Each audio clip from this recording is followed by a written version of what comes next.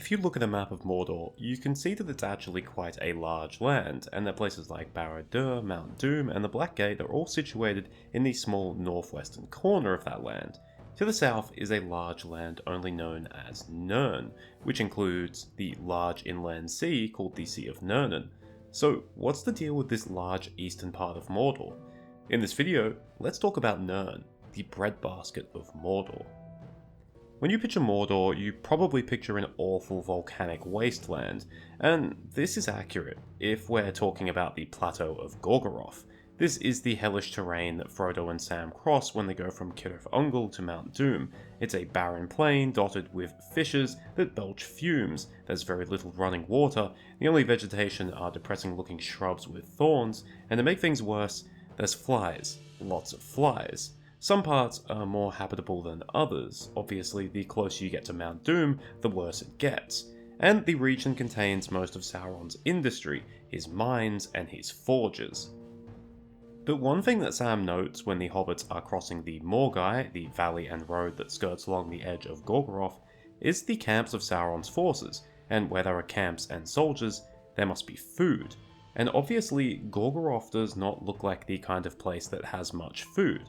It's here in the narrative that we are introduced to the region of Nurn, which the hobbits don't know about at that time. You've seen the map, so you know that Nurn is actually the largest region in Mordor by a significant margin, dominating the entire south and east of the land. Unfortunately, we don't know a huge amount about Nurn. We don't know its history or what it exactly looked like. The most eye-catching part of the region is the inland Sea of Nurn. It's fed by 4 unnamed rivers running down from the Ered Lifwi and the Efelduaf. However, the Sea of Nurn isn't exactly described in what could be called positive terms, once being referred to as dark and sad, and also being described as bitter. In fact, Nurn in Sindarin literally means sad water or dead water. Once again, it doesn't paint a cheery picture. Whether this should be taken literally or not is unknown. It's possible the water is fine or is simply salt water, and the sea received its name and description on account of what goes on around it.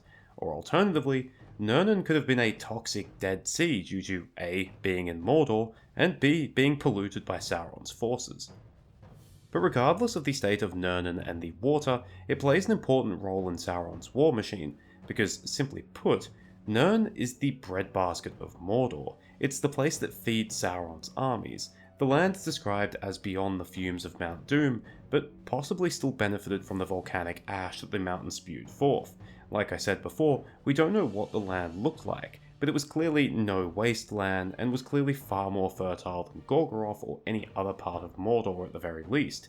It's no exaggeration to say that what goes on in Nurn might just be the most important part of Sauron's whole operation.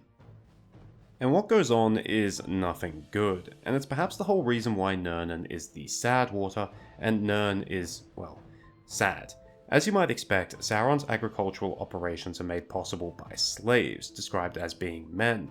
It's unknown whether any of these men actually lived in Nurn before Sauron's rise or during his absence, but what we do know is that at the very least, many of them were imported into Nurn. Owing to the fact that Nurn was on the eastern side of Mordor, the only side not to be enclosed by impassable mountains, Sauron had built long roads that led into the lands of the south and east, lands that were usually under his dominion. These roads acted as something of a lifeline for Mordor. Sauron's soldiers would bring long wagon trains of goods and loot, and importantly, fresh slaves, implying that Sauron possibly still had enemies in the east and south to subjugate and use as slaves, or that these mannish dominions in these lands were simply slaver societies, and they offered them up as tribute. Either way, it was these slaves who would end up working the fields in Nurn, providing the food for Sauron's armies. All of this is a testament to Sauron's ability to create order and to his skill as an organizer. As a barren, mountainous land, the northern lands of Mordor could provide the metal and fire to equip his armies. However, it absolutely could not provide the food. So his supply lines began in the east and south, tribute in the form of goods and slaves. These slaves worked the fields of Nurn, which provided the food which would then be sent north into places like Gorgoroth and Udun, places like Minas Morgul and Barad-dûr. That same food would accompany Sauron's armies as they marched into battle. Given the size of Sauron's forces and the notorious unreliability of orcs, as servants, simply being able to feed his own armies was quite an achievement in itself. Despite all the misery and suffering that occurred there, Nurn does seem to have had a happy ending. It's said that shortly after Sauron's defeat, Aragorn, now as King Elessar, liberated Sauron's former slaves, implying that Gondor's troops might have actually entered Nurn, the first time in over 1500 years at the very least, and gave to them the lands around the Sea of Nurnen.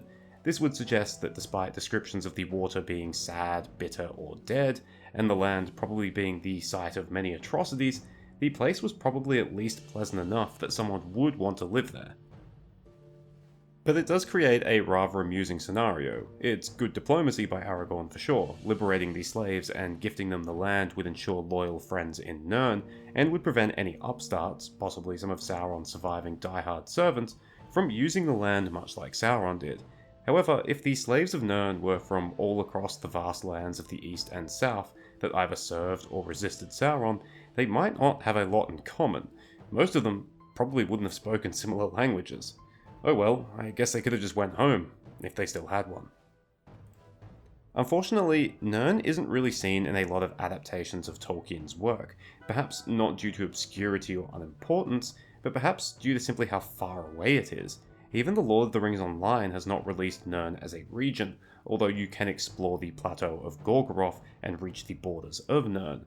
However, Nurn does actually appear in both Shadow of Mordor and Shadow of War.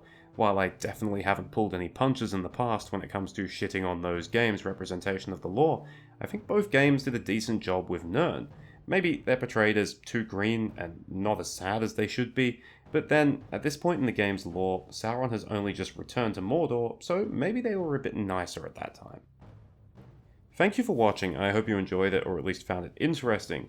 I did want to do a video talking about how Sauron fed his armies, but figured it would make sense if I just combined that video with a video about Nurn itself. After all, talking about both topics would basically just cover all of the same information. I'm actually enjoying these Middle-earth map videos, so I'm going to throw them into the Middle-earth Map Tours playlist. When it comes to that series, I did actually enjoy making the first video, but just haven't gotten around to finishing the script for another, and I do enjoy these deeper dives on singular regions, rather than just covering the bare minimum about other places. I don't want to kill it dead just yet, but I feel like these videos fit in with the idea of that series anyway, so they're gonna go in that playlist. Cheers, farewell, and remember, Nurn may be the sad water, but you were the sad man.